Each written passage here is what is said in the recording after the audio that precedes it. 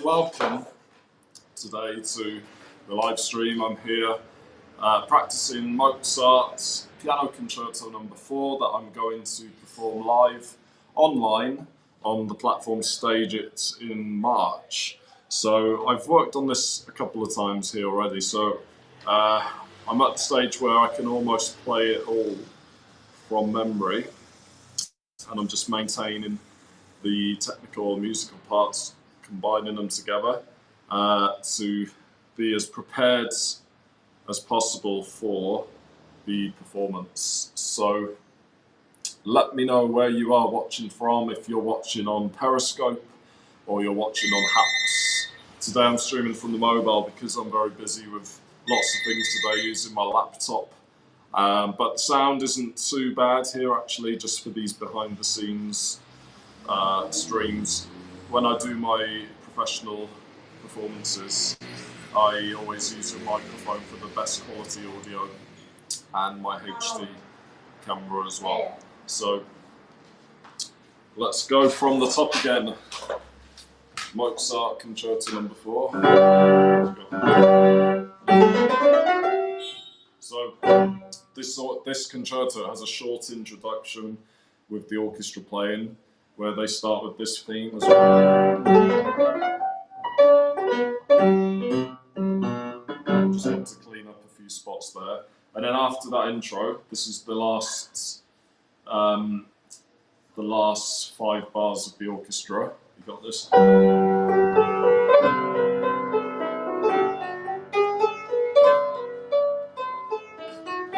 then the piano.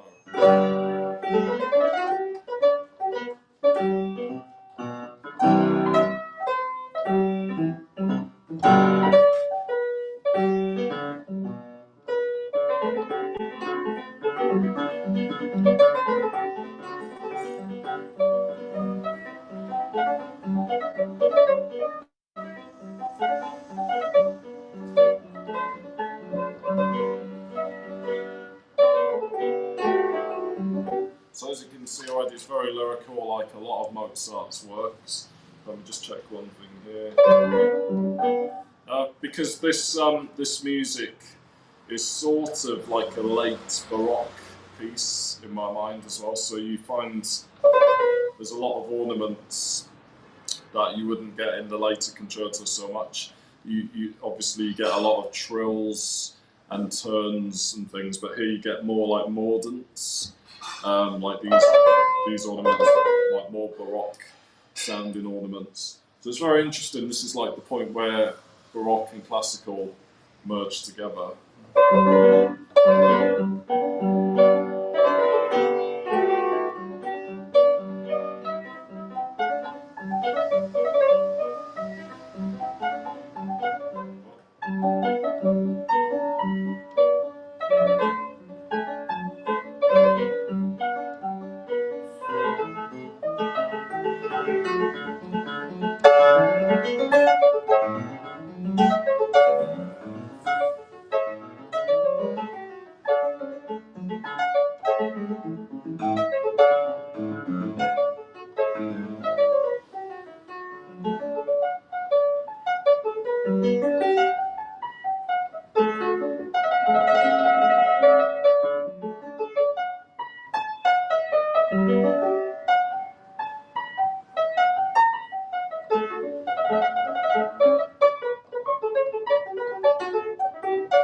So that part I was playing from memory is on the next page, and I like to do that sometimes and then check after that I was playing the right notes and everything there.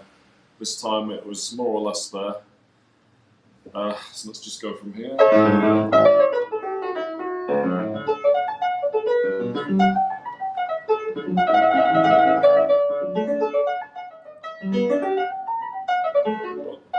So this piece is sort of deceptive because it seems pretty straightforward with arpeggios and scales, but the real skill of bringing it to life and making it as musical and expressive is the real difficulty, because there are literally millions of ways you can play this music, you know.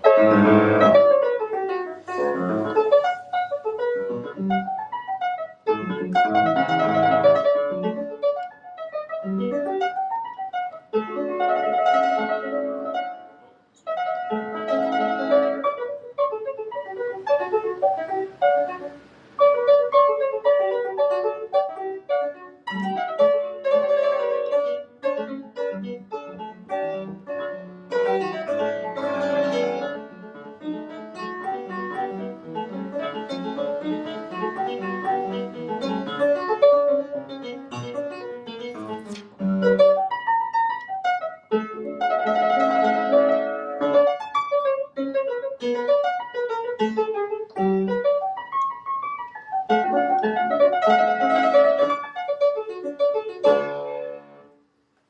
so I'm just going to check the comments here. Okay, so I think everyone's on a lunch break probably or something. But welcome. If you're here on the replay as well and on Haps, leave the comments and I can see those after and interact a bit with you there as well. Let me know if you love Mozart, if you know this music or this is a new piece to you and you're listening for the first time today, that'll be really cool to know. So I'm just going to run through some of those parts again.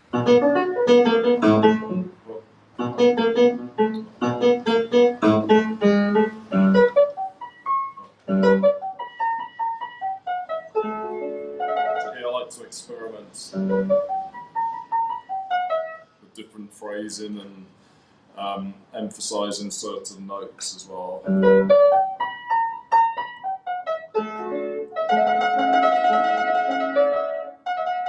with these are called trills. For those who don't know, it's when you rapidly play two notes close to each other like and I practice them in different rhythms, like sometimes and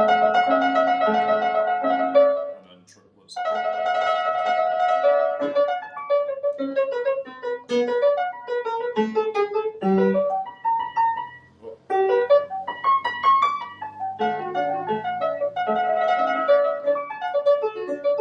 So the difficulty with this music is very delicate and it's very easy sometimes when you're playing like to bump or hit one of the notes when you want to make it more elegant and smooth, I think. Hello Dean, welcome, thank you for subscribing, hope you enjoy this.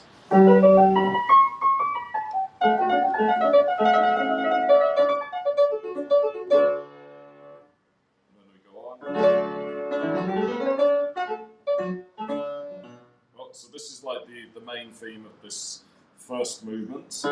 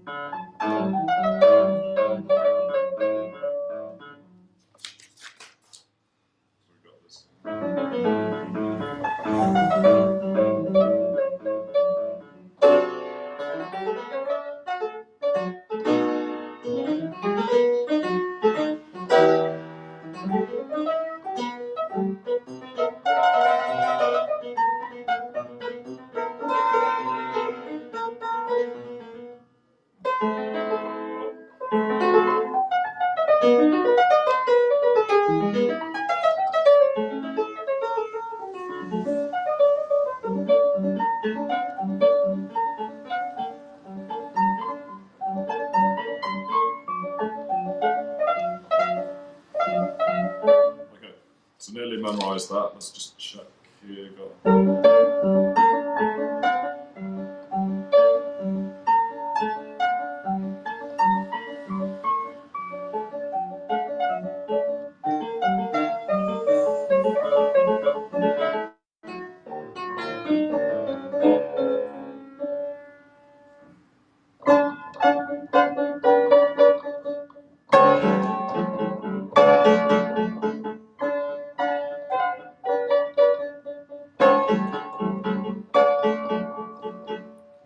That's the orchestra. Let's just go back to this part here. Just another trill there. This time with the third and fifth finger.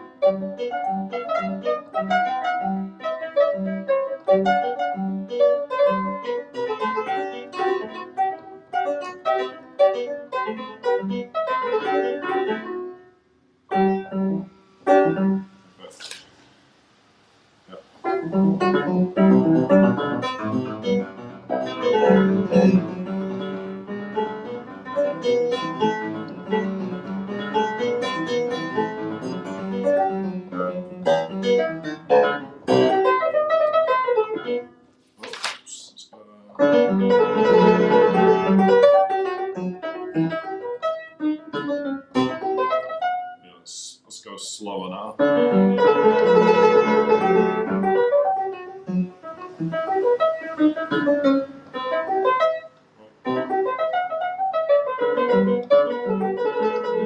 Just make that a bit cleaner.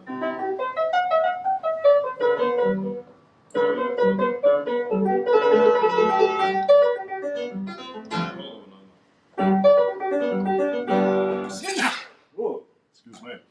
Luckily no one's close here. We're distanced. So that's most of the first movement, and then what comes next is a short solo passage from the piano called a cadenza, for those who don't know. And this is like a quick recap and reflection on the different themes that have come in the music. So it's usually like between 2 and 3, or it's usually 2 or 3 different themes mixing together and playing against each other.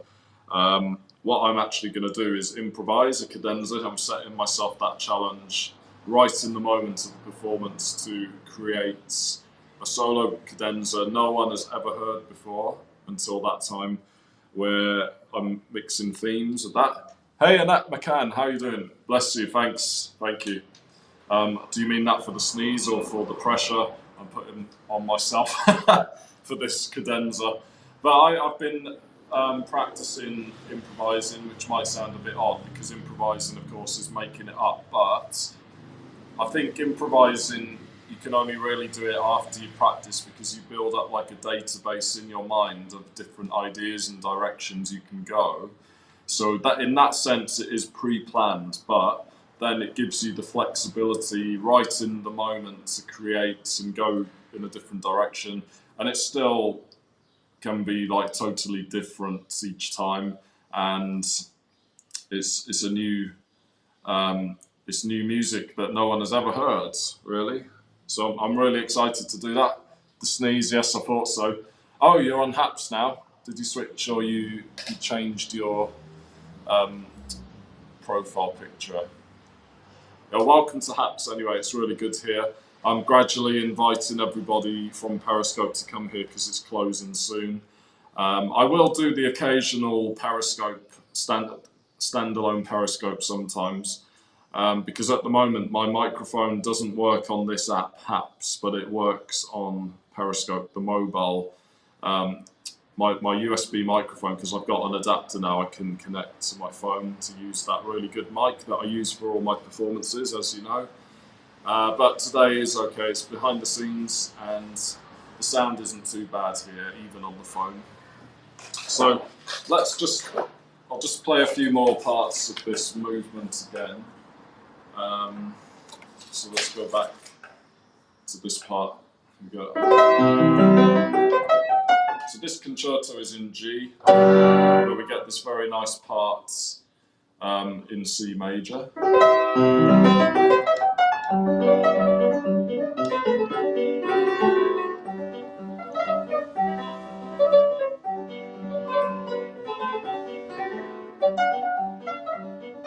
And this will be my first performance of a Mozart piano concerto, which to me I think is one of the ultimate challenges for a pianist, because we can always, can play all the rack 2s and 3s and Tchaikovsky's, but I think Mozart is really one of the big challenges, So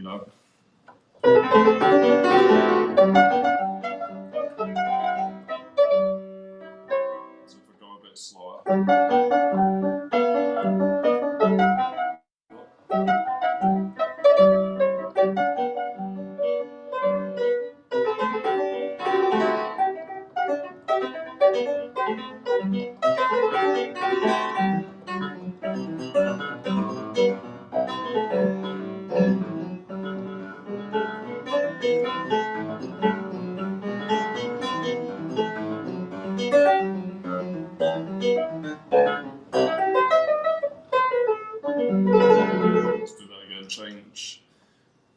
change the fingering. If we do, let's try this.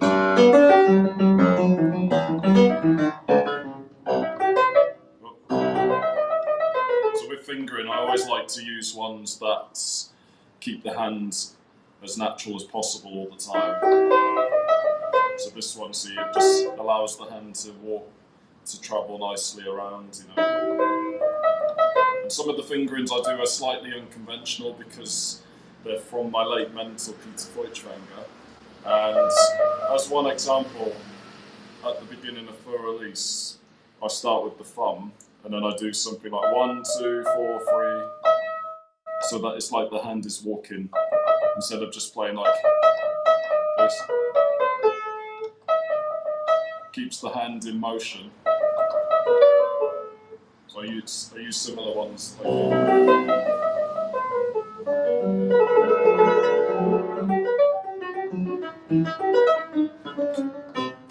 and we got the same thing.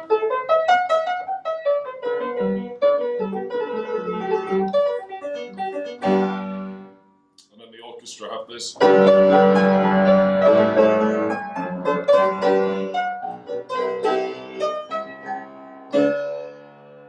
then the cadenza. So there's one written here that's like this.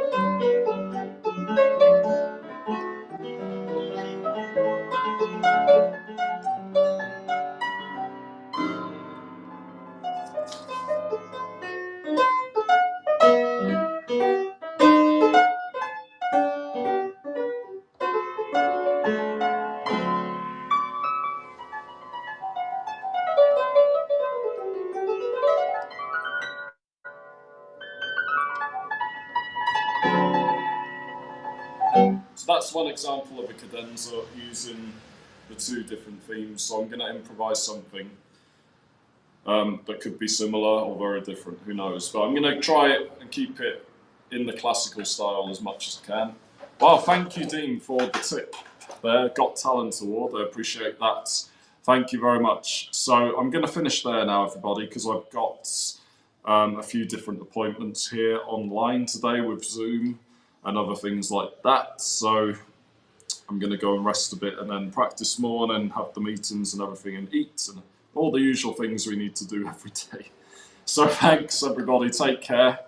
And if you're watching on the replay, thank you for any support you might have given or comments as well. I'm always happy to interact after on the HAPS replay as well. And on Twitter, if you're watching the replay, you can still reply to the video as the video's there as a tweet, so you can interact with that, and then I will happily chat with you there as well. So I'm always open to chats on things. So thank you guys, take care, see you soon in the next broadcast.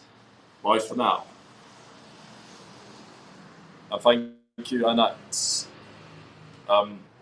Yes, I'm always happy to give some insights into how I play, of course, so thank you for being here. Oops.